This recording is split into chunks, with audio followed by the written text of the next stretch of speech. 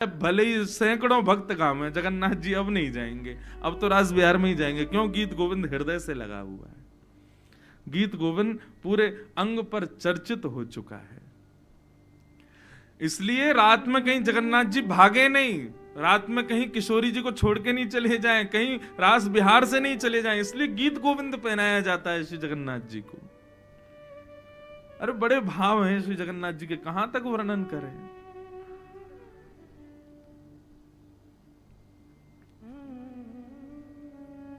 सब्जी बेचने वाला, उसकी बेटी को उसने गीत गोविंद याद करा दिया। अब वो गीत गोविंद का पाठ कब करती थी? जब बैंगन तोड़ने के लिए वन में जाती थी, अपने बगीचे में बैंगन तोड़ने जाती, तब गीत गोविंद गाती। जैसे ही वन में प्रवेश किया, बैंगन तोड़ रही थी, उस समय गीत गोविंद। गीत गोविंद क्या है बंधुओं? एक पूरा जयदेव महाप्रभु द्वारा रचित एक पूरा ग्रंथ है, जिसमें 8-8 पद, 8-8 अंतरों के पद हैं, अष्टपदियां। और वास्तव में गीत गोविंद क्या है? सब ब्रज लीला है। किशोरी जी के साथ में अंतरंग लीला जो ठाकुर जी की है, गीत गोविंद का प्रवचन नहीं हो सकता।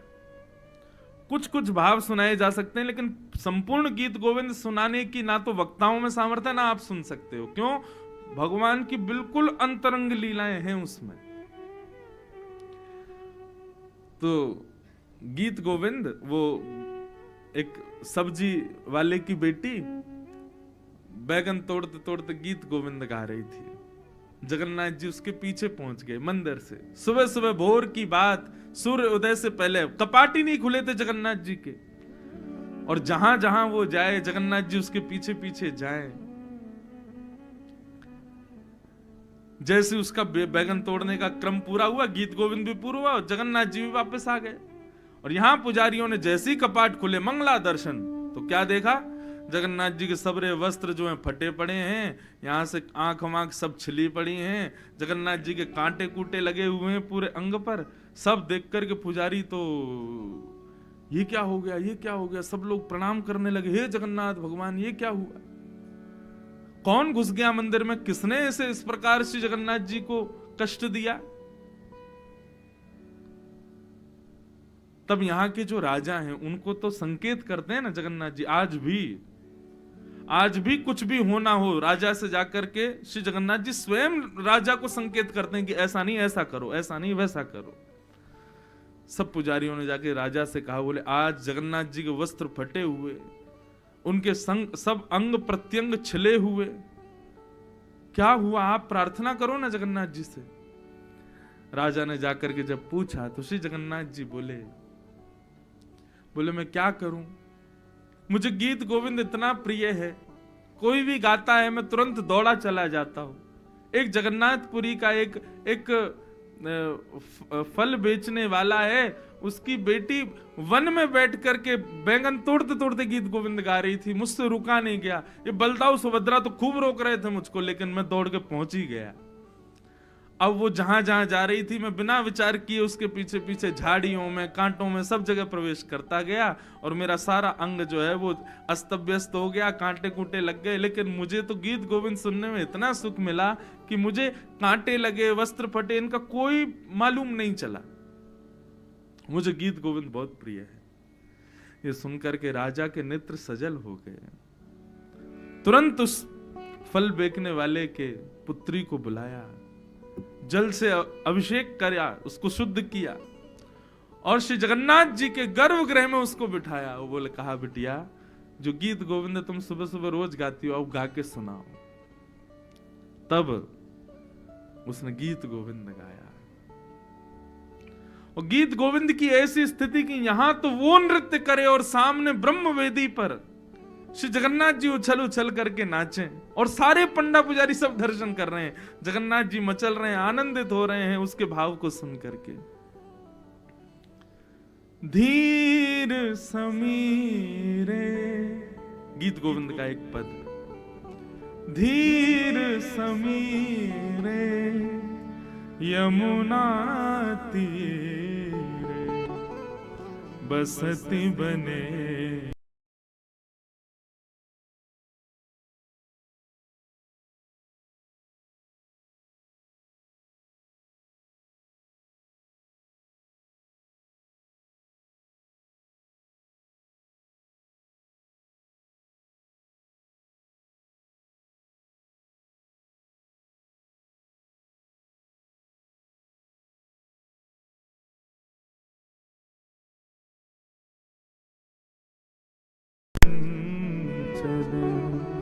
करयुगशील बिहारी।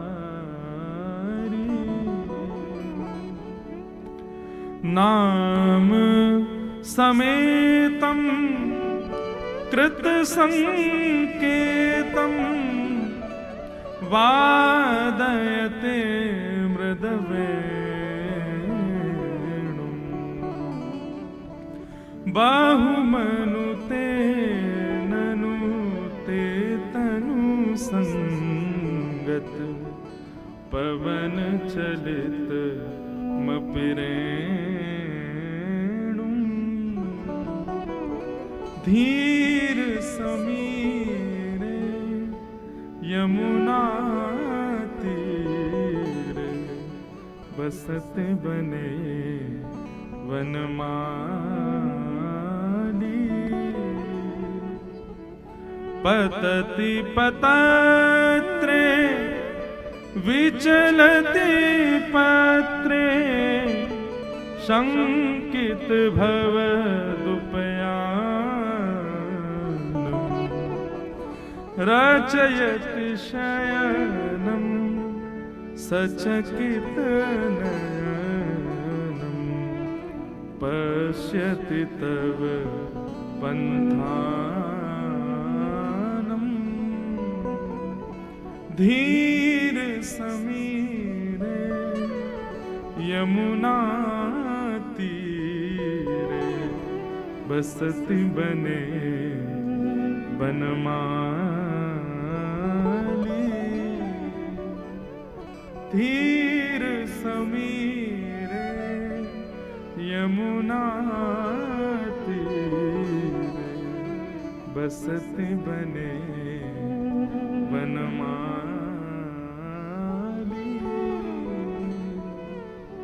श्री जगन्नाथ महाप्रभु की जय। गीत गोविंद बहुत प्रिय है। गीत गोविंद का कोई भी एक पद याद कर लो बंधु।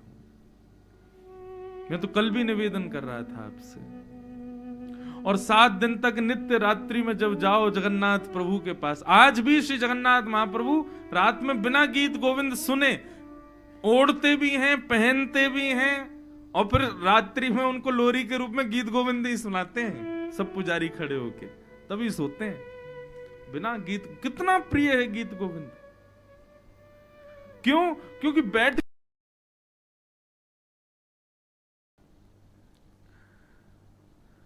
इसलिए बंधुओं कोई भी एक अष्टपदी याद कर लीजिए।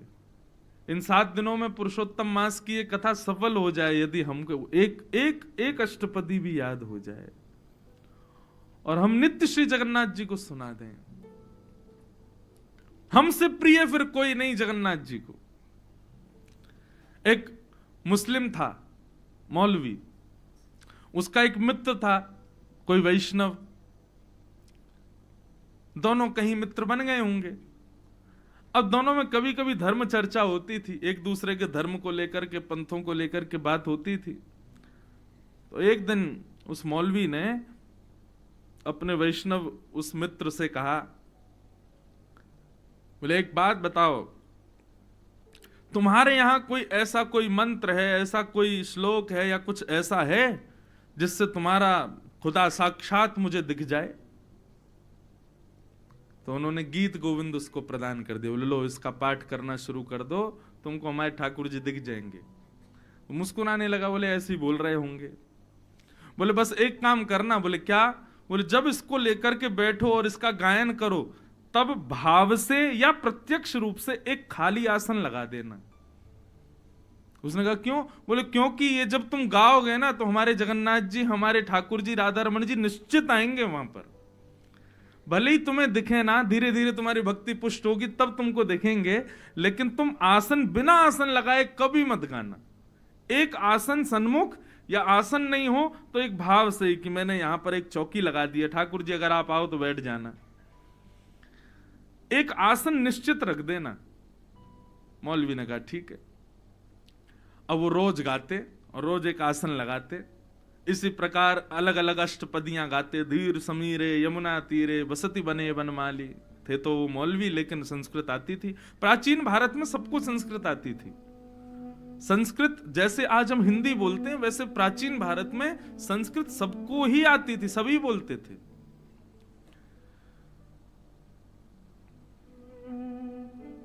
तो ऐसे वो रख करके गाते थे रोज। उनको ठाकुर जी दिखे तो कभी नहीं, लेकिन वो फिर भी उनका नियम जैसा बन गया, वो रोज गीत गोविंद का पाठ करने लगे। एक दिन वो कहीं उनको जाना था, बड़ा विलंब हो गया, और विलंब होने की वजह से वो गीत गोविंद का पाठ नहीं कर पाए। तो जैसे ही घोड़े पर बैठे कहीं जाने के लिए, तो चाबुक दे करके घोड़ा चलने लगा। मन में विचार करने लगे, आज तो मैंने गीत गोविंद का पाठ ही नहीं किया है, अब क्या, मेरा नियम थोड़ी है, और हमारे लिए जरूरी भी नहीं, हम हिंदू हों तो करें रोज। लेकिन फिर भी मन में आया कि भाई जब नियम ले रखा है तो करना चाहिए।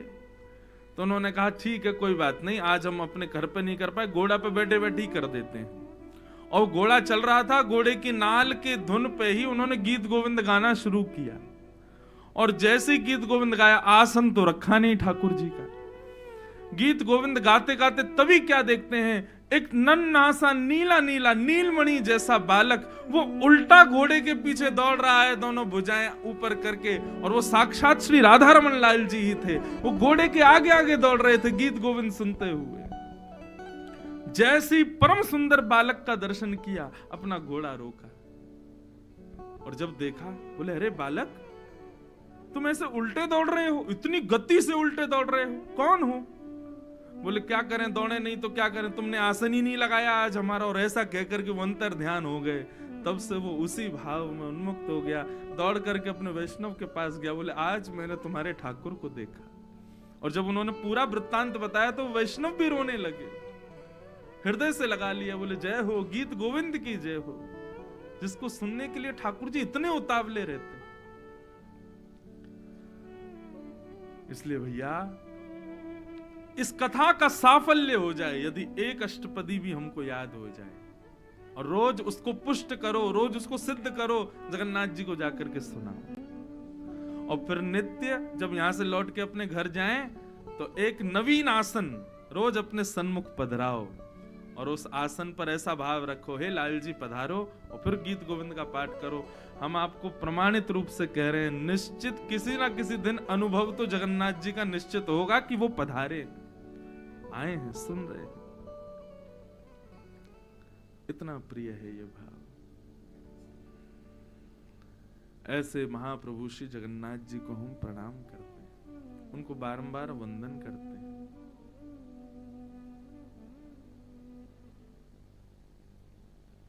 एक बार एक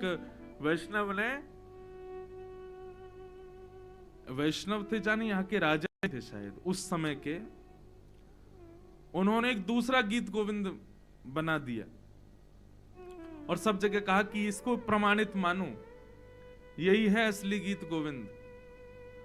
जब उन्होंने ऐसा किया तो जगन्नाथ जी उनके स्वप्न में आ गए, और स्वप्न में भी महाराज नृसिंह बनकर के आए और कहा कि खबरदार, जो मेरे गीत गोविंद को तुमने अपना, ये जयदेव महाप्रभु का जो गीत गोविंद वही मेरा प्राण है, तुम अपना ग्रंथ लिखो, उसमें कोई आपत्ति नहीं है, लेकिन वो तुम्हारा श्रेष्ठ है, उनका श्रेष्ठ नहीं है, ऐसा मत करो। यदि ऐसा करोगे तो हम नृसिंह बन करके, जैसे हिरण्यकश्यप का पेट विदरण किया, तुम्हारा भी कर देंगे। इतना प्रिय है। कहने का भाव गीत गोविंद मतलब हमारे सब भक्तों के हृदय के भाव सब गीत गोविंद ही हैं, और वो श्री जगन्नाथ जी को प्राणों से भी प्रिय है। उनको सुनाओ, उनको जाके कुछ कहो, गाओ। मंदिर में जाकर के निर्लज्ज हो जाओ। कौन अगल बगल वाले क्या सोचेंगे, आगे पीछे वाले क्या कहेंगे, कुछ मत विचार करो, एक कोने में बैठ जाओ। और सबसे बढ़िया समय है रात्रि में जाओ, 9-10 बजे, उस समय थोड़ी भीड़ कम रहती है। और मंदिर में भीतर जगह ना मिले तो बाहर पूरा प्रांगण है, सब जगह जगन्नाथ जी हैं। हम तो कह रहे हैं भुवनेश्वर तक जगन्नाथपुरी ही है, कहीं बैठ जाओ। और मंदिर में ज्यादा भीड़ लगे, समुद्र किनारे बैठ जाओ, वहां बैठ करके कुछ गाओ, कुछ सुनाओ, जगन्नाथ जी को हृदय से पुकारो।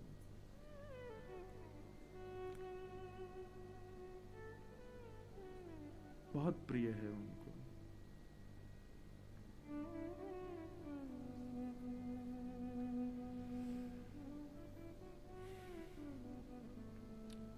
श्री जगन्नाथ महाप्रभु की जय। आओ कथा में भी प्रवेश करें, फिर बीच बीच में और कुछ भाव आएंगे जगन्नाथ जी के भक्तों के तो सुनेंगे। भागवत का कल महात्मा हम लोगों ने सुना, आज प्रथम स्कंद से कथा का प्रारंभ करते हैं। श्रीमद् भागवत जी का प्रथम श्लोक, सब लोग हाथ जोड़ करके प्रार्थना करो। अच्छा एक और बात बताएं, जगन्नाथ जी भागवत के भी बड़े रसिक हैं। जगन्नाथ जी का जब भोग लगता है ना, उतनी देर आज भी नियम है कि मंदिर के एक पुजारी जी भागवत जी का पाठ सुनाते हैं जगन्नाथ जी को, जगन्नाथ जी बैठ के सुनते हैं। एक बार मैं कहीं सुन रहा था, जगन्नाथ जी के मंदिर में कथा नहीं होती, पाठ होता है जगन्नाथ जी का। भागवत जी का पाठ होगा लेकिन कथा नहीं होती मंदिर में। क्यों? पहले होती थी, जगन्नाथ जी बैठ करके सामने अपनी वेदी पर बैठे थे तीनों, और वहीं आगे गरुड़ स्तंभ तक खाली पूरा रहता है, तो वहीं एक व्यास जी बैठ के कथा सुना रहे थे, कुछ श्रोता बैठ करके सुन रहे थे। अब जगन्नाथपुरी में तो दर्शनार्थी आते रहते हैं। एक कोई दर्शनार्थी आया, जय नीलाद्रीनाथ, जय जगन्नाथ, जय नीलाद्रीनाथ, जय जगन्नाथ बोलता हुआ वो मंदिर में प्रवेश किया। अब कोई आवे डिस्टर्ब करे तो कथा तो रुकी जाती है, तो व्यास जी रुक गए। कोई भक्त आ गया, वो कीर्तन करने लगा, तो 4-5 लोगों ने उस भक्त को मंदिर से बाहर निकाल दिया। जैसे ही उसको बाहर निकाला तो अंदर गर्भगृह के दरवाजे जगन्नाथ जी ने बंद कर दिए। पुजारियों ने जाकर के खूब प्रयास किया, गेट नहीं खोले, शाम हो गई, सबने जय जयकार करी, प्रार्थना करी, भोग वोग धराए। हे जगन्नाथ भगवान क्या अपराध हो गया? बोले मेरा एक वैष्णव भक्त आया था, वो कीर्तन कर रहा था, मेरे सामने उछल उछल करके नाच रहा था, और ये कथा सुनने वाले श्रोताओं ने उसको बाहर कर दिया। बोले भगवान कथा में विक्षेप हो रहा था। बोले कोई बात नहीं, कथा के लिए पूरा पुरुषोत्तम क्षेत्र है, कहीं भी कथा करो। आज के बाद हमारे मंदिर में केवल कीर्तन होगा। कथा जहां कहीं भी होगी हम वहां सुनने के लिए जरूर जाएंगे, लेकिन हमारे यहाँ आए हुए वैष्णवों को कष्ट नहीं होना चाहिए। इसलिए पूरे पुरुषोत्तम क्षेत्र में कथा होती है, मंदिर में केवल पाठ होता है। कथा अगर करेंगे और बीच में किसी वैष्णव को भाव आ गया और उसको यदि हमने रोका या कुछ भी टोका तो जगन्नाथ जी को प्रिय नहीं है। वहां वैष्णव भक्त जिस भाव से जाए जगन्नाथ जी को प्रिय है। कहां तक कहें, हमारे पूर्वाचार्य श्री रामानुजाचार्य जी महाराज, हम जिस संप्रदाय से हैं, श्री वैष्णव संप्रदाय, हमारे संप्रदाय के अधिकतर लोग दक्षिण भारत में हैं। तिरुपति बालाजी हमारे संप्रदाय का मुख्य स्थान, श्री रंगनाथ मंदिर यह भी मुख्य स्थान। तो एक बार रामानुजाचार्य जी जगन्नाथपुरी आए, उन्होंने देखा कि भैया यहाँ के सब उड़िया पंडा पुजारी सब लोग जगन्नाथ जी की सेवा कर रहे हैं, आचार विचार शुद्धता का इतना ज्यादा ध्यान नहीं रख रहे, जबकि बहुत शुद्धता, जितनी मर्यादित रसोई जगन्नाथ जी की बनती है उतनी मर्यादित रसोई पूरे भारत में किसी मंदिर में नहीं बनती होगी। जगन्नाथ उसमें पुरुषोत्तम क्षेत्र का जहां महात्म्य है स्कंद पुराण में, वहां वर्णन है कि यहां पर रसोई घर में रसोई बनाने वाले वैष्णव इस भाव से बनाते ही नहीं कि मैं रमेश हूं, कि मैं राजेश हूं, मैं कौन हूं। वो इसी भाव से ही रसोई में प्रवेश करेंगे कि हम लक्ष्मी हैं और हमको अपने प्राणनाथ पतिदेव के लिए भोजन सिद्ध करना है। इस भाव से जाएंगे तभी प्रसाद बनेगा, नहीं तो बनेगा ही नहीं। दूसरा, घड़े के ही जल से सारा प्रसाद सिद्ध होता है। बंधुओं देखो, जगन्नाथपुरी में सारे अपराध क्षमा हैं। आपके कितने भी अपराध हों सब क्षमा हो जाते हैं जगन्नाथपुरी में। केवल एक अपराध क्षमा नहीं होता, और वो है प्रसाद छोड़ने का अपराध। श्री जगन्नाथपुरी में चैतन्य महाप्रभु कहते हैं, महाप्रसादे गोविंदे, साक्षात गोविंद हैं। एक बार को मंदिर में जगन्नाथ जी नहीं होंगे, लेकिन आपके सामने जो पत्तल पर जो प्रसाद है ना, वो साक्षात जगन्नाथ जी हैं। इसलिए कल परसों में जब भी हम प्रसाद के लिए सबको लेके चलें, भैया लेना उतना ही जितना पा सको। एक दाना भी आपके पत्तल में छूटना नहीं चाहिए। वो बहुत बड़ा अपराध है। लक्ष्मी जी को बहुत कष्ट होता है जब कोई अन्न छोड़ता है जगन्नाथपुरी में। पूरे विश्व में आप कुर्सी पे बैठ के खाओगे, आसन पर बैठ के खाओगे, लेकिन जगन्नाथपुरी में धरती पे बैठ के प्रसाद पाना पड़ता है। क्यों? बोले भगवान है, इनके सामने हम आसन पे बैठेंगे। महाप्रसादे गोविंदे, साक्षात 15 दिन दर्शन नहीं होते जगन्नाथ जी के, तो 15 दिन यहाँ के लोग महाप्रसाद बना करके उसी को ही जगन्नाथ स्वरूप मान के उन्हीं की आरती करते हैं। महाप्रसाद में ठाकुर जी विराजमान है, क्योंकि कलयुग में प्राण विराजमान होते हैं अन्न में, इसलिए अन्न में जो प्राण है, इसलिए जगन्नाथ उनका नाम ही है। विश्व के जितने भी अन्न हैं उसमें विराजमान है श्री जगन्नाथ जी, इसलिए बाकी जगह अन्न छोड़ा भी जाए तो भी ठीक है, आपको अपराध तो वहां भी लगेगा, लेकिन जगन्नाथपुरी में महाप्रसाद तो बिल्कुल मत छोड़िएगा। उसके पीछे कितने अपराध बताए जाते हैं। जो व्यक्ति यहां पर दाना छोड़ता है एक अन्न का भी, महाप्रसाद का, उसको पाने के लिए स्वयं देवता आते हैं फिर, और देवता आते हैं तो उसका कितना बड़ा पाप हम लोगों को लगता होगा कि हमारे झूठे अन्न को देवता पा रहे हैं। इसलिए भैया यहां पर महाप्रसाद मत छोड़िएगा कभी। चैतन्य महाप्रभु कहते हैं एक बार को दर्शन छूट जाए, एक बार को नियम छूट जाए, परिक्रमा छूट जाए, लेकिन महाप्रसाद आपके सन्मुख आ जाए पूरा पाइएगा। और इस भाव से नहीं कि ये चावल है, ये दाल है, ये सब्जी है, इस भाव से पाइएगा ये हमारे श्याम सुंदर और समस्त उनके सखा मंडली ही हमारे अंदर मुख से प्रवेश कर रहे हैं। जैसे कान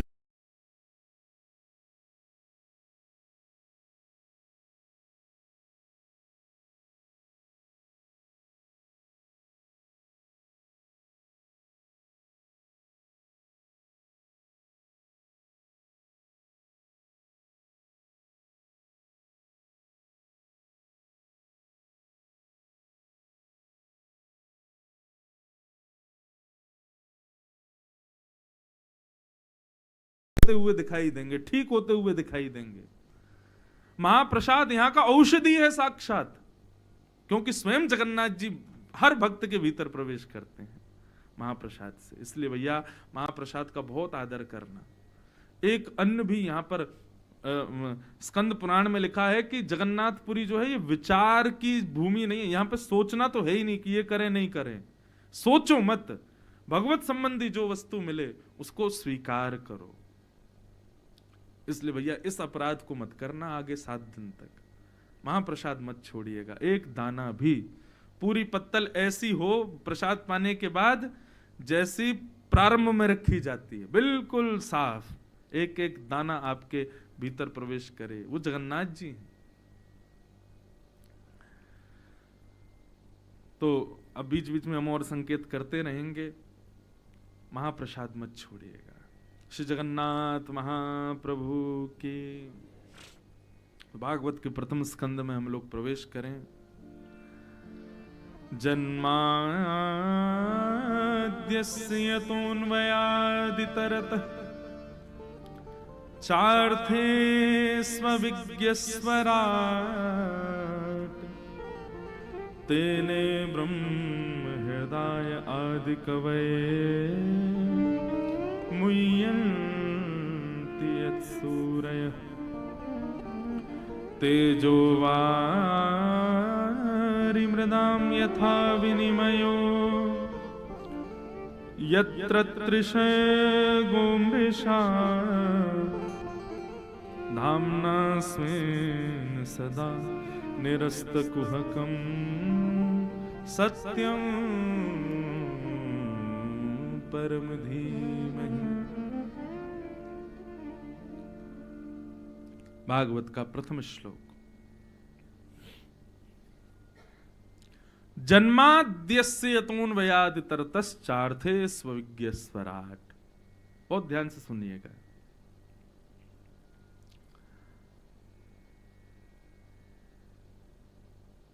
हमारे यहां प्रावधान है कि किसी भी शुभ ग्रंथ का प्रारंभ जकारांत से नहीं किया जाता।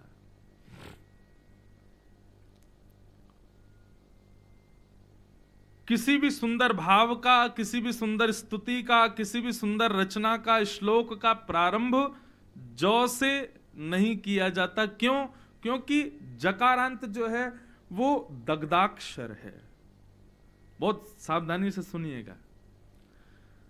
मतलब संस्कृतज्ञ यदि कुछ श्लोक गा रहे हैं या कुछ कह रहे हैं और उसमें जौ से प्रारंभ कर रहे हैं, तो निश्चित ही ये बात पुष्ट है कि उनका हृदय जो है वो पीड़ित है, इसलिए जौ शब्द का प्रयोग किया गया है।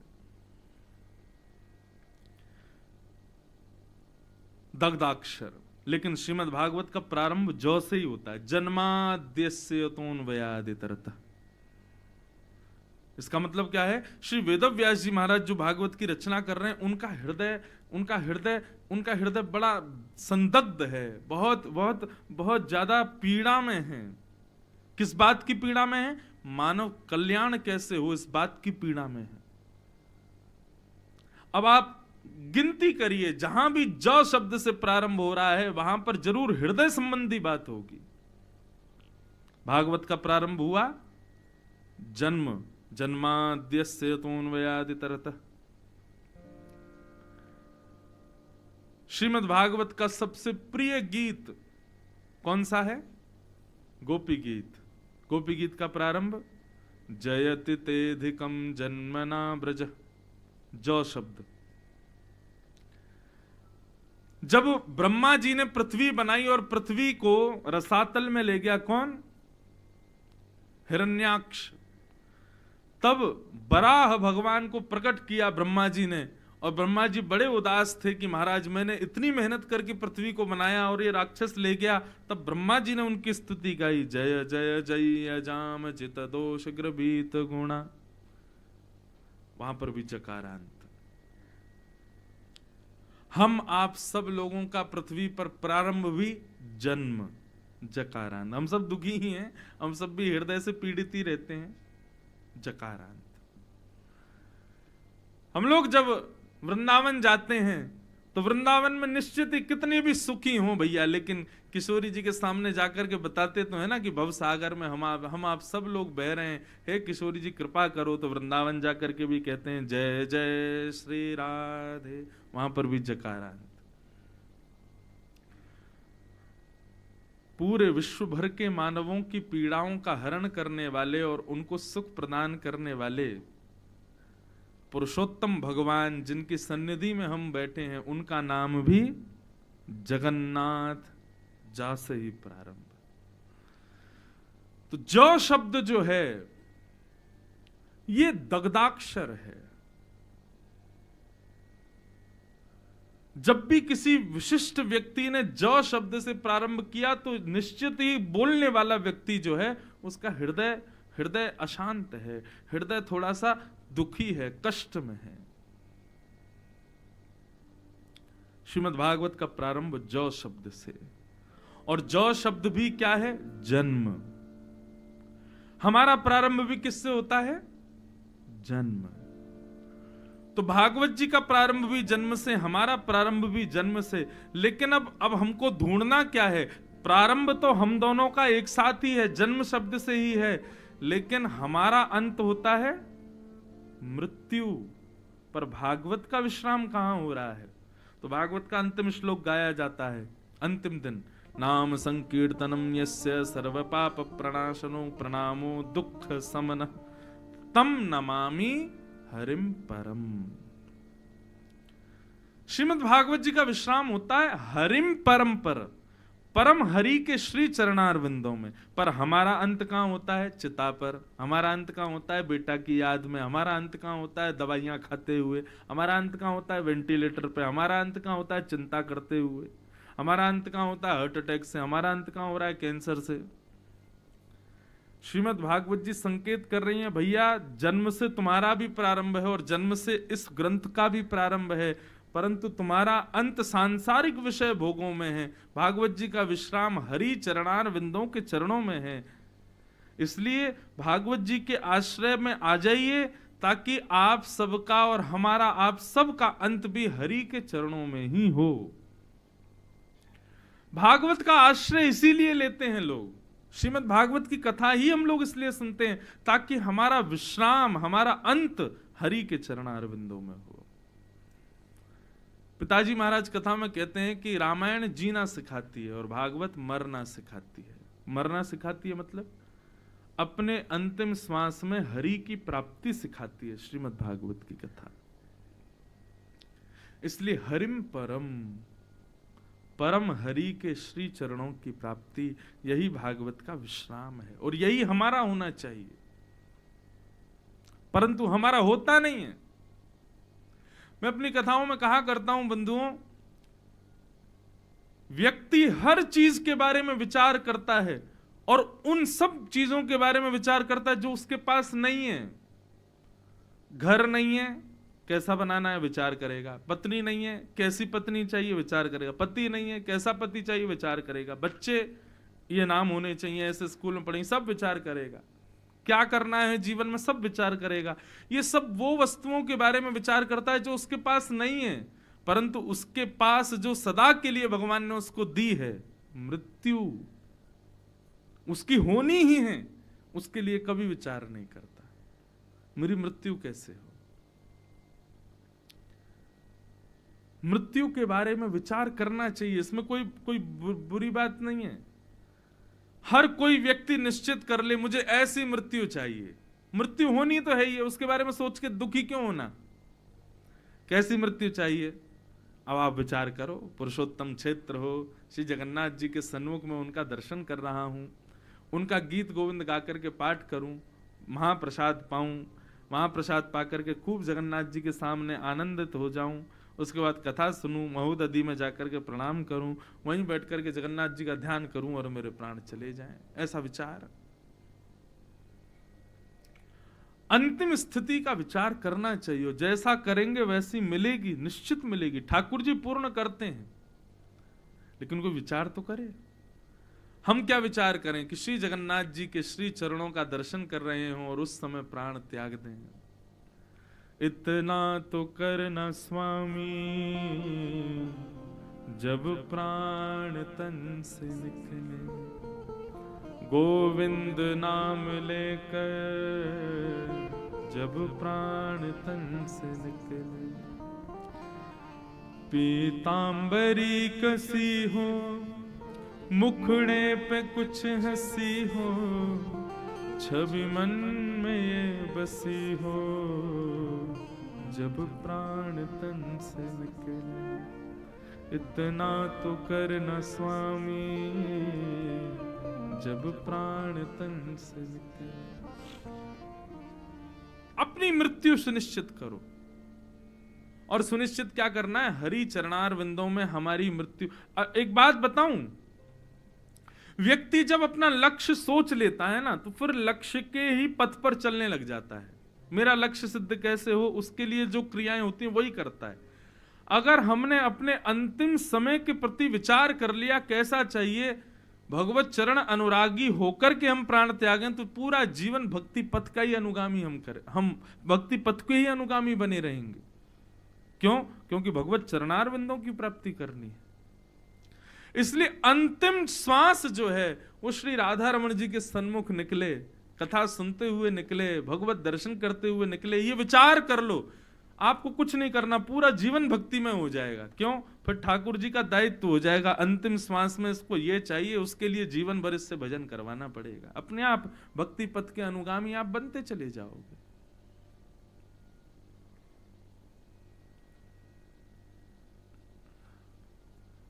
भागवत के प्रथम श्लोक में जन्म और भागवत के अंतिम श्लोक में हरिम परम, परम हरि के चरणारविंद। ऐसे ही हमारा भी प्रारंभ जन्म से पर अंत होना चाहिए परम हरि के चरणारविंदों में, उनके श्री चरणों में।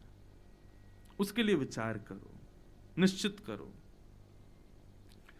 भागवत के दूसरे श्लोक में विषय, अधिकारी, संबंध और प्रयोजन, 4 बातें बताई गई। भागवत का विषय क्या है? तो धर्म प्रौजित कई तवोत्र परमो, हम सबके हृदय में परम धर्म करने की इच्छा जो प्रकट करे, वो भागवत का विषय है। धर्म और परम धर्म में अंतर ये होता है, शरीर के सुख के लिए जो आप कर्म करते हो वो सब धर्म कहलाते हैं। आप व्यापार करते हो, फैक्ट्री जाते हो, ऑफिस में बैठते हो, दफ्तर जाते हो, ये सब धर्म है। आत्म शुद्धि के लिए जो हम क्रिया करते हैं वो परम धर्म कहलाता है। देह के लिए जो कर्म है वो धर्म, आत्मा के लिए जो कर्म है वो परम धर्म। अभी आप कथा में बैठे हो, बताओ ये धर्म है कि परम धर्म? ये धर्म नहीं है, ये परम धर्म है। क्यों? क्योंकि देह के लिए यहां कुछ भी नहीं है, शरीर के लिए यहां पर कोई सुख सुविधा नहीं। वो बात अलग है कि हमने थोड़ी बहुत कर रखी है, बैठने के लिए कुर्सी है, एसी चल रहे हैं, तो ये थोड़ा बहुत तो देह को बिठाने के लिए हमने व्यवस्था करी है। बाकी देह सुख और कुछ नहीं है यहां पर। यहां पर सब कुछ जो भी आप सुन रहे हैं वो सब आत्म सुख के लिए है। आत्मा की तृप्ति के लिए जो हम आहार उसको प्रदान करते हैं वही परम धर्म कहलाता है। तो भागवत का विषय क्या है? परम धर्म के प्रति और इच्छा प्रकट होना, यही परम धर्म, यही भागवत का विषय है। दूसरी बात, भागवत का अधिकारी कौन है? तो निर्मत्सराणाम सताम, जिसके हृदय में मात्सर्य दोष है। मात्सर्य दोष मतलब दूसरे से जलन, वो व्यक्ति कभी कथा नहीं सुन सकता। जो व्यक्ति किसी की उपलब्धियों पर कभी खुश नहीं होता, ऐसा व्यक्ति कथा में आकर के भी सो जाएगा, कथा में आकर के भी कहो तो आलसी हो जाएगा, कथा में आकर के भी या तो उसका मन इधर उधर भटकेगा। कथा में आकर के मन लगे तो समझो ये व्यक्ति ईर्ष्यालु नहीं है। घुमा घुमा के नजर देख लो, अब जो सो रहा हो समझ लाना ये वही है मात्सर्य। मैं तो किसी को संकेत करूंगा नहीं, मुझे तो दिख रहे हैं। लेकिन मात्सर्य दोष से रहित जो व्यक्ति होता है ना, जिसके हृदय में मात्सर्य नहीं, वो मेरुदंड सीधा करके बैठेगा, एक एक शब्द श्रवण करेगा, आनंदित होकर के सुनेगा। ये मात्सर्य दोष ही हमारे भीतर का ऐसा होता है जो हमको कथा सुनने से वंचित करता है, हटाता है। कभी लघु शंका जाने का मन करे, कभी जल पीने का मन करे, कभी यार पीछे जाकर चाय पिया में, बार बार कथा से मन हटाने का जो प्रयास करे, समझो ये मात्सर्य दोष है भीतर, इसीलिए हमारा मन नहीं लग रहा है। पर मात्सर्य दोष से जो रहित हैं वो कथा में आनंद से सुनते हैं, एक एक शब्द अपने हृदय में पिरोते हैं मोती की तरह। कल राधा वल्लभ मठ के पूज्य महाराज जी आए थे, उन्होंने माधवदास जी का जीवन चरित्र बहुत सुंदर है, यहीं के भक्त हुए। अच्छा, हमें जैसे हमारे गोवर्धन नाथ जी के 8 सखा हैं ना, ऐसे श्री जगन्नाथ जी के 5 सखा हैं, उनके भी बड़े सुंदर सुंदर चरित्र हैं। 5 सखा जगन्नाथ जी के भी, उनके भी सुंदर चरित्र सुनाएंगे बीच बीच में जब आएंगे। कल उनमें से एक भक्त का चरित्र मैंने सुनाया था, उनका नाम था श्री बलराम दास जी, जो कि एक वैश्या में आसक्त हो गए थे और उनको रथ के आगे नहीं आने दिया, तो वो समुद्र के किनारे जाकर के रथ बना करके वहां गाने लगे। वो भगवान जगन्नाथ जी के 5 सखाओं में से एक श्री बलराम दास जी। ऐसे ही जगन्नाथ जी के एक भक्त हुए श्री माधवदास। माधवदास जी बड़े विद्वान थे। तो एक कथा आती है कि एक बार एक काशी के बहुत बड़े विद्वान थे। काशी के विद्वान का एक ही काम था, क्या? वो जगह जगह जाकर के सबको अपनी विद्वत्ता से हराते थे। बंधुओं देखो, एक मेरी बात बहुत सावधानी से सुनिएगा। किसी सुंदर भाव में अगर आप निपुण हो, किसी को गाना आता है, किसी को नाचना आता है, किसी को भोजन बनाना आता है, किसी के पास बुद्धि बड़ी बढ़िया होती है, उसके आगे कुछ भी बात कहो वो निर्णय बहुत अच्छा लेता है। कई लोग ऐसे होते हैं। ऐसे कोई ना कोई गुण हम सबके भीतर हैं। ऐसा हो ही नहीं सकता कि हम गुणों से विमुक्त हैं, हम सब गुण युक्त हैं। परंतु जो व्यक्ति अपने गुण का प्रयोग संसार को रिझाने या संसार के प्रसन्नता के लिए करता है, ऐसा व्यक्ति महासंसारी माना जाता है। लेकिन जो व्यक्ति अपने उस सद्गुण का प्रयोग जगन्नाथ जी को प्रसन्न करने के लिए करता है, श्री जगन्नाथ जी प्रसन्न होकर के निश्चित उसको दर्शन देते हैं। आपको यदि गाना आता है तो आप जगन्नाथ जी के सन्मुख गाओ। हमको भी गाना आता है थोड़ा बहुत। जब हम कथा नहीं कर रहे थे तो उससे पहले हमारा मन था कि हम फिल्मी दुनिया में जाके गाएंगे। तो हमारे नाना जी बोले, लाला कहा विचार है तेरो? मैंने कि नाना जी हम जाएंगे बंबई, वहां जाके फिल्मों में गाया करेंगे। तो नाना जी हमारे बोले, लाला बातें का होएगो? मैंने नाना जी सब लोग रीझा करेंगे, सुनकर के खुश हुआ करेंगे। बोले कितने लोग खुश हो जाएंगे लाला तेरे गायन सुन के? मैंने कहा 1000, 10,000, 1 लाख लोग। और बोले जनसंख्या कितनी पृथ्वी की? मैंने कहा 8 अरब से ज्यादा।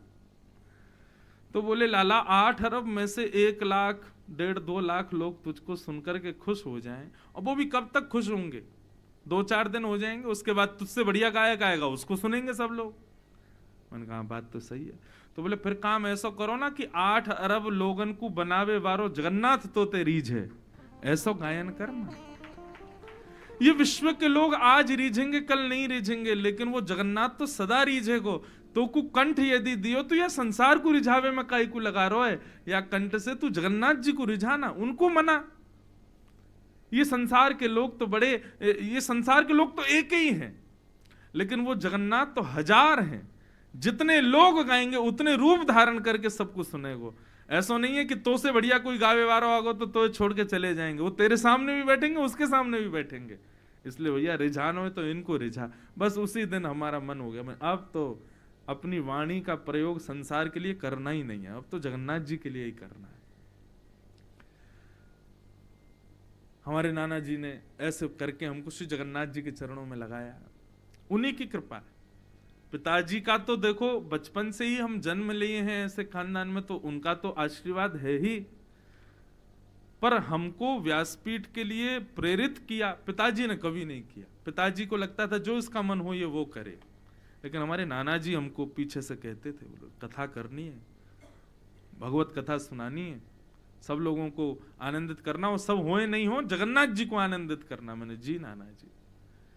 तो अपने किसी गुण को, चाहे वो कोई भी हो, आप सुंदर ज्यादा हो, रूपवान हो, और रूप का श्रृंगार क्यों कर रहे हो? ताकि सब मुझको देख के कहें बड़े सुंदर हो।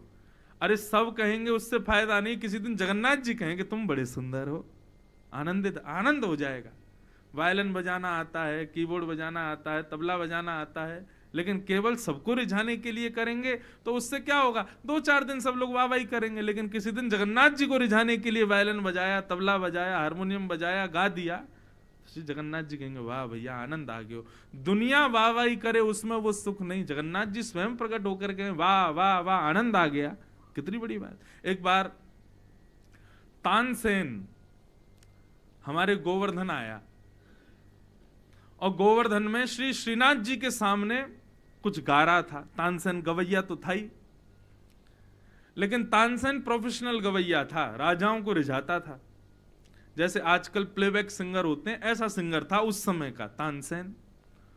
और भक्त सिंगर कौन थे? श्री सूरदास जी, कुंभन दास जी, रैदास जी, ये सब लोग भक्त शिरोमणि थे। ये संसार रीझे इसलिए नहीं गाते थे, जगन्नाथ जी को रिझाने को गाते थे। पर तानसेन आया तो तानसेन ने महाराज ऐसा गा करके सुनाया, ऐसा गा करके सुनाया कि गुसाई जी और सब लोगों ने बड़ी वाहवाही की। तो तानसेन को कुछ देना चाहिए, गाया है उसने, तो गुसाई जी ने एक रेशम के कपड़े में फूटी कौड़ी धर करके तानसेन को दे दी। तानसेन ने देखा रेशम का कपड़ा बड़ा सुंदर है, अंदर कुछ महंगा रत्न होगा। जैसे ही खोल करके देखा तो फूटी कौड़ी। तो तानसेन को बुरा तो नहीं लगा, लेकिन उसने गुसाई जी से कहा मैं इसका अर्थ जानना चाहता हूं, ये आपने क्या किया? फूटी कौड़ी ही थी तो ऐसे ही दे देते, आपने रेशम के कपड़े में लपेट के क्यों दी? तो श्री गुसाई जी बोले देखो रेशम का कपड़ा बाहर था लेकिन भीतर फूटी कौड़ी थी। इसका मतलब तानसेन तुम्हारा जो गायन है ना, वो संसार के लिए तो रेशमी कपड़े की तरह है, लेकिन भीतर से तुम फूटी कौड़ी के समान हो, ठाकुर जी के योग्य नहीं हो। क्यों? क्योंकि तुम्हारे गायन में, तुम्हारे हर स्वर में छलकता है कि पीछे वाले वाहवाही करें, तुम इसलिए गाते हो। लेकिन जिस दिन तुम इसलिए गाओगे कि कोई हंसे, कोई रोवे, कोई वाहवाही करे ना करे, मेरा नाथ रीझना चाहिए, उस दिन मैं तुमको फूटी कौड़ी नहीं, उस दिन तुमको रत्न दूंगा, जिस दिन ऐसा गायन करोगे। तो तानसेन जी के नेत्र खुल गए। तब से तानसेन जी जब भी समय होता था तो गाने आते थे। एक बड़ी सुंदर छोटी सी, कोई ऐसा नहीं है कोई बहुत विशिष्ट कथा, लेकिन बड़ी प्यारी है। ठाकुर जी कितने रीझते हैं गायन से। तो तानसेन अब धीरे धीरे भगवान को रिझाने के लिए गाने लगा। तानसेन का एक स्वभाव था, वो पान खा करके गाता था। एक गाल में पान रखा रहता तब गाते तानसेन। तो गुसाई जी ने एक दिन तानसेन से कहा, ए तानसेन, तुम ये पान खा के मत गाया करो। क्यों? अरे ठाकुर जी की वाणी की सेवा यह भी भोग है, और ये शुद्धता से करना चाहिए। पान आदि सब तुम थूक के आया करो बाहर, और बिल्कुल कुल्ला उल्ला करके तब गाया करो। तानसेन बोला, क्षमा करें, अगली बार से ऐसे ही गाऊंगा। तो तानसेन अगले बार जब आया 1-1.5 महीने बाद, तो बिल्कुल पवित्र होके आया, और जैसे ही गाने लगा भगवान के सामने, तो श्रीनाथ जी सामने खड़े थे। गुसाई जी श्रीनाथ जी को देखते रहते थे, कोई भाव दिखे, प्रसन्न है कि नहीं ऐसा पता चले। तो ठाकुर जी बार बार ऐसे झोंकेले में, नींद आवे ठाकुर जी को, कभी वंशी गेर दें, कभी कुछ गेर दें। गुसाई जी भीतर गए, जय जय, कहा भयो, तानसेन गा रो है, आपको सुख ना मिल रो? बोले पता ना है, आज आके गायन में आनंद ना आ रो, या तो बोलो तो चलो जाए, मेरा मन ना लग रहा है आके गायन में। अरे जैसे पहले गायो करतो वैसे गाई ना रो। तो गुसाई जी बाहर गए, बोले तानसेन आज लाल जी प्रसन्न नहीं हो रहे आपके गायन से। बोले जय जय, वो आपने पान खाने को मना किया है ना, बिना पान के ऐसे स्वर निकलते हैं। बोले नहीं नहीं, बिना पान के गाना है, पान तो खाना ही नहीं, झूठे मुंह से नहीं गाना है। गुसाई जी फिर भीतर गए, बोले जय जय, वो पान खा के गाता हो पहले, मैंने सोची कि आपके सन्मुख भैया शुद्धता से रहना चाहिए, या मैंने मना कर दी, बिना पान के गा रो है। ठाकुर जी बोले या तो कहो ये चलो जाए, अगर या गाने को मने तो पान खा के आए और फिर गावे। गुसाई जी बोले जय हो, सब आचार विचार सब आप ही तोड़ देते हो, हम कितने भी नियम बनाए शुद्धता पवित्रता के, सब आप ही तोड़ देते हो। ठाकुर जी बोले भैया हम रीझने चाहिए, हम रीझ हैं, अगर याके पान खावे तो जाते कहो पान खा के आए तब गाए। तो गुसाई जी कहे जाओ भाई पान खा के आओ। तानसेन बाहर गया, पान खा के आया, जैसे ही बैठा गाने के लिए, गुसाई जी ने अब ठाकुर जी को मंद मंद मुस्कुरा रहे, नाच रहे, वाह वाह आनंद कर दी, कितना बढ़िया गा रहा हो तानसेन। तो लाल जी हमारे बड़े विचित्र हैं, कहां तो खुद ही नियम बनाएंगे, लेकिन मुझे ऐसा लगता है ये पवित्रता शुद्धता ये नियम उन लोगों के लिए हैं जिनके हृदय में भाव नहीं है। पर जो भाव में आ जाते हैं, ऐसी कर्माबाई बिना नहाए धोए खिचड़ी बनाती है तो जगन्नाथ जी दौड़ते हैं उसकी खिचड़ी पाने के लिए। कहां हम इतने नियम बना लेते हैं कि ऐसा रखना है, ठाकुर जी के सामने ऐसे जाना है, इस पवित्रता का ध्यान, इसका ध्यान। ये पवित्रता शुद्धता और इन नियमों का ध्यान अधिकतर वो लोग रखते हैं जिनके हृदय में भाव नहीं है, इसलिए वो पवित्रता से ठाकुर जी को रिझाते हैं। लेकिन जब भाव उन्मुक्त हो जाता है ना व्यक्ति, तो पवित्र अपवित्रता का ध्यान नहीं रखता। अब इस बात को कई लोग पता कैसे ले लेंगे, ठाकुर जी के सामने अपवित्र भाव से जाएंगे, उनसे कहो अरे भाई ने, अरे आप ही तो कह रहे थे भाव वाले को जरूरत नहीं है। ऐसा नहीं, भाव अलग दिख जाता है। तो भागवत का अधिकारी कौन? हाँ, तो मैं माधवदास जी का प्रसंग सुना रहा था। श्री माधवदास जी, उनको एक बनारस का काशी का एक बहुत बड़ा विद्वान था, उसका नियम था कि वो जगह जगह विद्वानों को हराता ही घूमता था। बस अपने विद्या के गुण से उसने यही अपनाया कि सबको हराओ। एक बार किसी ने उससे जाके कहा, बोले हम तब माने कि तुम माधवदास को हरा के दिखाओ। जगन्नाथपुरी में जगन्नाथ जी का भक्त माधवदास। तो उस विद्वान ने कहा ठीक है, क्या करना होगा? बोले जाओ उनसे शास्त्रार्थ करो, शास्त्रार्थ में जब वो हार जाएं तो भोजपत्र पर उनसे लिखवा के लाना कि हम इनसे हार चुके हैं और आदि आदि बातें, नीचे उनका सिग्नेचर हो, तब हम मानेंगे कि तुम विद्वान हो। तो ठीक है। अब माधवदास जी विद्वान तो थे, लेकिन भक्ति का रंग जिस पर चढ़ता है ना, उसके सारे गुण छुपे रहते हैं। कभी भी देख लेना, मैंने तो बहुत बार दर्शन किया है, करोड़पति व्यक्ति होगा, लेकिन वैष्णव होने के बाद में ऐसा रहेगा दीन, पता ही नहीं चलेगा कि बहुत बड़ी संपत्ति का मालिक है। बहुत ज्ञानी, परम विद्वान, लेकिन आएगा ऐसे, उसके वस्त्र आभूषण और रूप देख करके ऐसा लगेगा कोई दीनहीन सा व्यक्ति होगा। भक्ति का रंग जब चढ़ जाता है ना, तो व्यक्ति अपने गुण को प्रदर्शित नहीं करता, गुण को छुपाता है। सांसारिक व्यक्ति कैसा है पता है? वो बात बात पर अपना गुण दिखाएगा, ऐसा ऐसा, मैं तो इतना, मेरे पास तो इतना, मेरा ऐसा घर, मेरा ऐसा ये, मैं तो ऐसा गाता हूं, मेरा ऐसा भोजन बनता, आदि आदि अपने गुणों को प्रस्तुत करेगा। लेकिन वैष्णवता जब आती है ना, व्यक्ति मौन रहता है, वो ज्यादा अपने गुण गाता नहीं, ज्यादा बताता नहीं। लोग जब विद्वान हो जाते हैं ना, तो अपने रूप ऐसा बना करके चलते हैं महाराज, गले में दुनिया भर की माला पहन करके और जटा आदि बना करके, और 4-5 चेला आगे पीछे, ऐसे कि लगे कि हाँ विद्वान है। परम भक्त विद्वान जब बनता है ना, तो अकेला ही चलेगा, ज्यादा आडंबर में नहीं रहेगा। वैष्णवता व्यक्ति को दीन बनाती है। माधवदास जी ऐसे ही दीन है, परम विद्वान है पर दीन बन के रहते हैं। काशी का विद्वान आया और आकर के माधवदास जी से बोला, मुझे आपसे शास्त्रार्थ करना है। माधवदास जी हाथ जोड़ के बोले, भगवान हम विद्वान शास्त्रार्थ करने के लिए नहीं बने, हम विद्वान इसलिए बने, हमने किसी ज्ञान को इसलिए अर्जित किया जो नहीं जानते उनको बता सके। ये हार जीत के लिए विद्वान नहीं बने हम। काशी के विद्वान बोले, तुम किस लिए बने? मैंने ये नहीं पूछा, मैं अपना बता रहा हूं। मुझे तभी सुख मिलता है जब मैं किसी को हरा देता हूं। तो माधवदास जी बोले, शास्त्रार्थ क्या करना, मैं वैसे ही हारा हुआ मान लेता हूं, मैं हार गया, आप जीत गए, बताइए क्या करना है? ये लो भोजपत्र, इस पर लिख दो कि तुम हमसे हार गए, और आज के बाद हम जब भी जगन्नाथपुरी आएंगे, हमारे भोजन पानी, रहने खाने पीने सबकी व्यवस्था माधवदास करेगा, और नीचे हस्ताक्षर कर देना। माधवदास जी बड़े सुखी, अरे लाइए भगवान, ये अमुक नाम के व्यक्ति काशी से जगन्नाथपुरी आए थे, इन्होंने शास्त्रार्थ किया और मैं इनसे शास्त्रार्थ में हार गया। आइंदा ये कभी भी जगन्नाथपुरी आएंगे, इनकी सब सेवा भोजन प्रसाद की मैं करूंगा। माधवदास और भोजपत्र उनको देके चरणों में प्रणाम किया। लौट करके काशी गए वो विद्वान, और जो विद्वानों की सभा थी उसमें जाके कहा, मैंने माधवदास को हरा दिया। बोले प्रमाण कहां है? बोले लीजिए भोजपत्र, पढ़िए क्या लिखा है। एक विद्वान सबके सामने पढ़ने लगा। बोले अमुक नाम के विद्वान काशी से जगन्नाथपुरी आए थे और इन्होंने मेरे साथ शास्त्रार्थ किया, और शास्त्रार्थ में ये बुरी तरह मुझसे हारे हैं।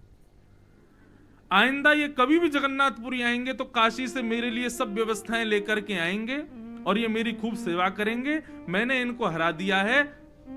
माधवदास, नीचे हस्ताक्षर, उल्टा लिखा था उसमें। सब कहने लगे भोजपत्र में तो ये लिखा है।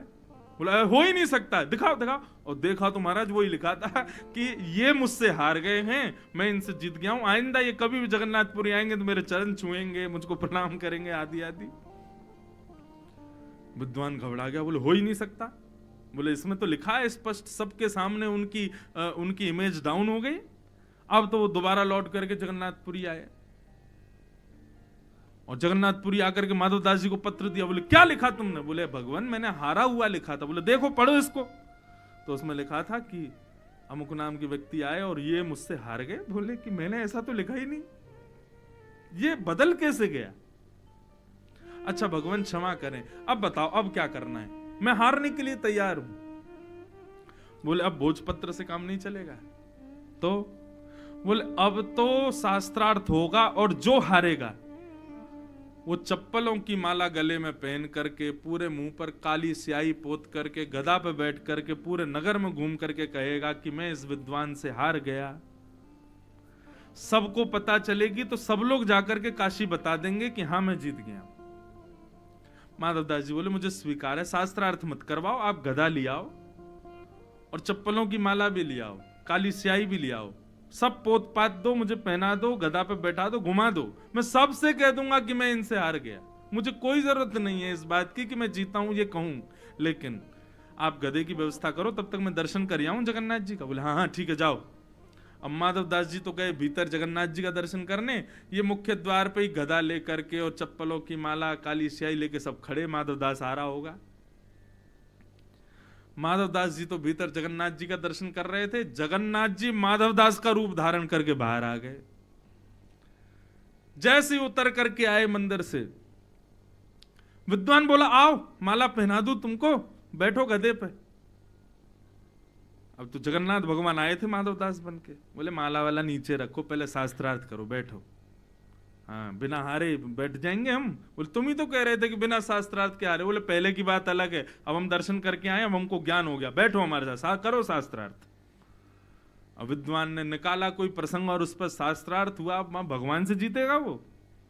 ऐसा हराया महाराज, चारों तरफ भीड़ खड़ी हो गई, ताली बजाने लगे, माधवदास की जय हो, माधवदास जीत गए, माधवदास जीत गए, हरा दिया। अब जैसे ही वो विद्वान हारा, भगवान ने उठाई माला, ले भाई, हाँ गले में पहनाई, हाथ पकड़ के बैठो गधे पे, और मुंह पे काली स्याही, बोले पूरे जगन्नाथपुरी में गाओ कि हम माधवदास से हार गए। बोले माधवदास ऐसा मत करो, नहीं नहीं अब तो जाओ, तुम जाओ, सब जगह बोल के आओ। अब वो तो निकल गया, सब जगह बोले मैं माधवदास से हार गया, मैं माधवदास से हार गया, मैं काशी का विद्वान हार गया। अब ठाकुर जी तो वहां से अंतर ध्यान हो गए, अब असली माधवदास जी उतर के आए। माधवदास जी बोले कहां है भैया गधा हमारा, बैठे हम, कहां है चप्पल की माला? तभी नजर उठा के देखा तो वो विद्वान तो वहां खुद ही गधे पे बैठ गया, खुद ही माला पहन के सब जगह कह रहा मैं हार गया, माधवदास ने मुझे हरा दिया। माधवदास जी दौड़ के, अरे राम राम राम राम, ये क्या किया आपने? ये तो इसका अधिकारी तो मैं था, गधे पे मुझे बैठना था, मुझे गले में माला पहननी थी, आप क्यों बैठ गए? उतरिए नीचे। विद्वान बोला एक तो हरा देते हो, ऊपर से हमारी सब जगह बिल्कुल दो बार तुमने हमको परास्त कर दिया, आगे से अब अच्छा बनने के लिए हमसे कह रहे हो गधे पे बैठ जाए, अब हरा तो दिया, अब क्यों आए हो हमारे पास? बोले मैंने कब हराया आपको? बोले अभी शास्त्रार्थ में हराया, सब लोगों ने देखा। माधवदास जी बोले क्या हुआ था? बोले कि अरे आपने क्या सुंदर महाराज, बिल्कुल एक शब्द में इसको हरा दिया, इतना बढ़िया आपका वक्तव्य, जय हो माधवदास जी, प्रणाम। माधवदास जी बोले मैं तो अभी आया हूं मंदिर से। पीछे मुड़ करके जब मंदिर की ओर देखा तो ध्वजा के पास में श्री जगन्नाथ जी माधवदास के रूप में खड़े हुए दिखाई दिए और माधवदास जी को दर्शन दिया। माधवदास जी बोले नाथ ये सब क्या करते हो आप? मुझे ये नहीं चाहिए था, मैं नहीं चाहता कि मेरी वजह से कोई ऐसे दुखी हो, आपने ऐसा क्यों किया? ठाकुर जी बोले तुम नहीं चाहते थे, हम चाहते थे। और भक्त जब हमारा कोई बन जाता है ना तो वो कुछ नहीं चाहता, उसके संग जो होता है वो मैं चाहता हूं। भक्त का मतलब ही है ये, वैष्णव का मतलब ये, मेरी अब कोई इच्छा नहीं है, जो जगन्नाथ की इच्छा वो मेरी इच्छा। भक्त बनने के बाद भी, वैष्णव बनने के बाद भी आपकी कोई इच्छा है तो माफ कीजिए आप अभी वैष्णव बने नहीं हो, फिर तो आप ठाकुर जी की इच्छा में, उनकी रजा में रजामंद रहोगे।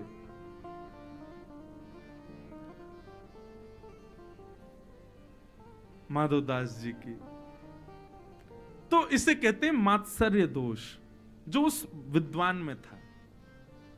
लेकिन बंधुओं जब व्यक्ति भक्त हो जाता है, वैष्णव हो जाता है, तो फिर ठाकुर जी उसको मात्सर्य दोष आने भी नहीं देते, और उसके प्रति कोई मात्सर्य दोष रखता है ठाकुर जी ऐसे ही गिराते हैं जैसे इस विद्वान को गिराया। इसलिए भैया आज के बाद मैं तो अपनी कथा में कहा करता हूं, पहले दिन कथा सुनो और 7वें दिन आपने कथा सुनी है, इस बात का प्रमाण यदि लेना हो तो जिस व्यक्ति को देख के आपको ईर्ष्या होती थी उसको देखने जाना, उसको देख के आपको ईर्ष्या ना हो, प्रेम हो जाए, तो समझना हमने कथा सुनी है, ठाकुर जी ने हमको स्वीकार कर लिया। और भैया यहाँ कथा सुनने के बाद भी ईर्ष्या ही कर रहे हो, फिर से उसको देख के यही लग रहा है ये गिर जाए, इसका पाम टूट जाए, तो समझना कथा सुनी नहीं अभी।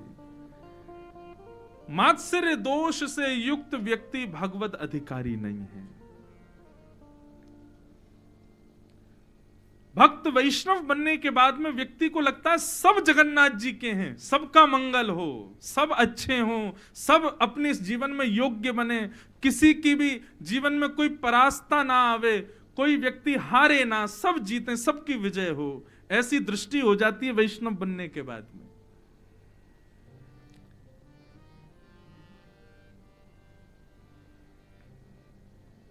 सांवरिया मन भाया रे, सांवरिया मन भाया रे, मुरली वाला मन भाया रे, मुरली वाला मन भाया रे, सांवरिया मन भाया रे, सांवरिया मन भाया रे, जगन्नाथ मन भाया रे, जगन्नाथ मन भाया रे, सांवरिया मन भाया रे, सांवरिया मन भाया रे, सांवरिया मन भाया रे, सांवरिया मन भाव से जगन्नाथ जी को याद करके गाओ, श्री जगन्नाथ महाप्रभु की।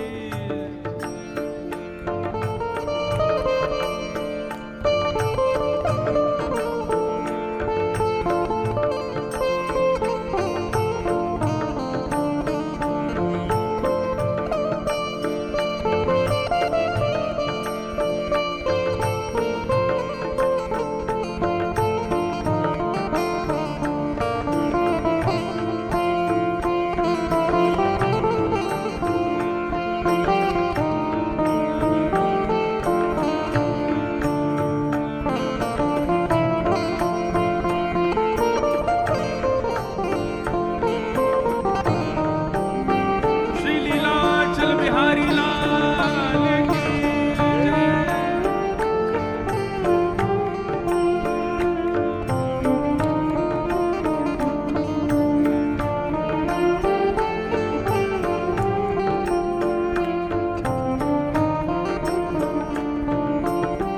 देश में ढूंढा विदेश में ढूंढा, देश में ढूंढा विदेश में ढूंढा, देश में ढूंढा विदेश में ढूंढा, देश में ढूंढा विदेश में ढूंढा, देश में ढूंढा विदेश में ढूंढा, देश में ढूंढा विदेश में ढूंढा, देश में ढूंढा विदेश में ढूंढा, देश में ढूंढा विदेश में ढूंढा, हृदय बीच समाया रे, हृदय बीच समाया। हमारे पूज्य पिताजी महाराज गाते हैं, ढूंढ लिया जग सारा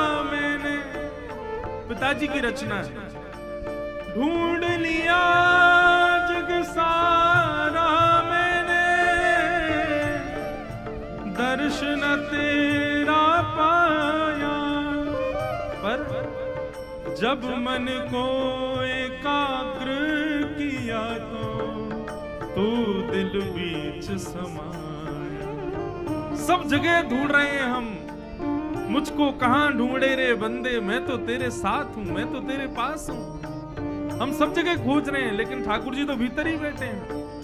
हृदय बीच समाया रे, हृदय बीच समाया रे, हृदय बीच समाया रे, हृदय बीच समाया रे, ओ हृदय बीच समाया रे, हृदय बीच समाया रे, ओ सांवरिया मन भाया रे, सांवरिया मन भाया रे, मुरली वाला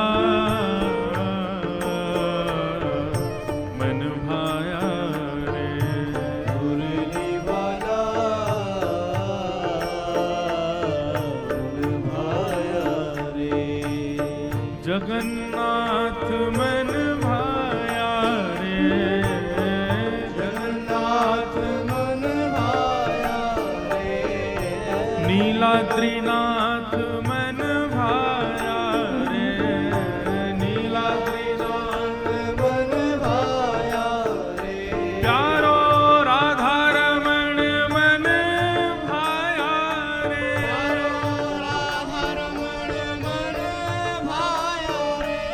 प्यारो राधा रमण मन भाया रे,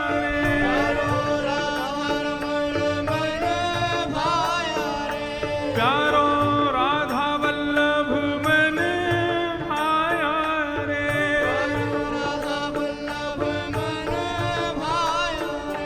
प्यारो गिरधर लाल मन भाया रे,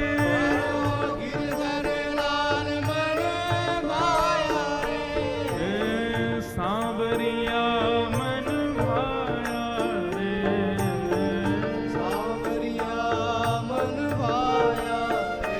ओ सांवरिया मन भाया रे, सांवरिया मन भाया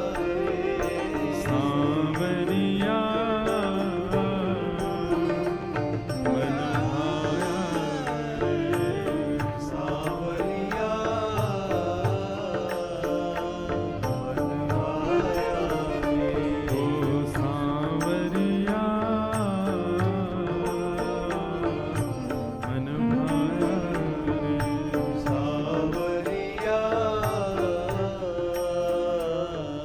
भाया हे सांवरिया मन भाया रे,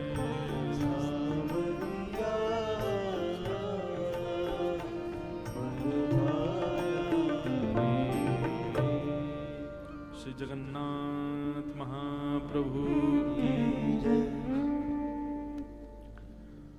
तो भागवत का अधिकारी मात्सर्य व्यक्ति नहीं है जो ईर्ष्या रखता है सबके प्रति, कथा का अधिकारी नहीं। कथा ईर्ष्या नष्ट करती है, और ईर्ष्या नष्ट नहीं हुई। बंधुओं, कथा क्या है? ये एक प्रकार से श्रृंगार घर है। ये जो भवन है ना, जहां पे आप बैठे हैं, ये श्रृंगार घर है। श्रृंगार घर, इसको इंग्लिश में क्या बोलते हैं? Beauty parlour. ये एक श्रृंगार घर है, और यहां आप सब लोग अपना अपना श्रृंगार करवाने आए हो। और किसके लिए श्रृंगार क्यों करवाया जाता है? ताकि हम अच्छे लगें, ताकि जो हमको देखे वो रीझ जाए। पर यहां पर एक ही व्यक्ति को रिझाने का श्रृंगार होता है, श्री जगन्नाथ। बस वो रीझे हमसे, वो प्रसन्न हो जाएं, उनको रिझाने के लिए श्रृंगार। और श्रृंगार में क्या किया जाता है? किसी व्यक्ति के आंखों के नीचे काला हो जाए, किसी व्यक्ति को कुछ दाग धब्बे हो जाए, कुछ भी हो जाए, उनको छुपाने के लिए श्रृंगार होता है? ऐसे ही बंधुओं, हमारे भीतर कई विकार हैं, काम क्रोध लोभ मोह आदि आदि, सबको पता है। देखो, व्यक्ति को दो लोग जानते हैं, या तो भगवान जानते हैं या वो खुद जानता है, तीसरा उसको कोई नहीं जानता। उसके अंदर क्या है, कैसा है, ये कोई नहीं समझता। इसलिए आप सब जानते हो कि आपके अंदर कौन सा दुर्गुण है, दोष है, लेकिन हम लोग क्या करते हैं? उस दुर्गुण दोष को छुपा करके रखते हैं। परंतु ये श्रृंगार घर है। इस श्रृंगार घर में क्या होता है? दोष के ऊपर ही कुछ कला ऐसी बना दी जाती है कि वो अच्छा लगने लगता है, वो सुंदर दिखने लगता है। ठीक वैसे ही कथा क्या करती है? हमारे दोषों का श्रृंगार करती है। श्रृंगार होगा तो हमको जगन्नाथ जी देख करके रीझ जाएंगे, आनंदित हो जाएंगे, स्वीकार कर लेंगे, जैसे माधवदास को स्वीकार किया है। एक भक्त और उसकी कथा में सुनाऊंगा एक दिन। कथा में उनका नाम है साल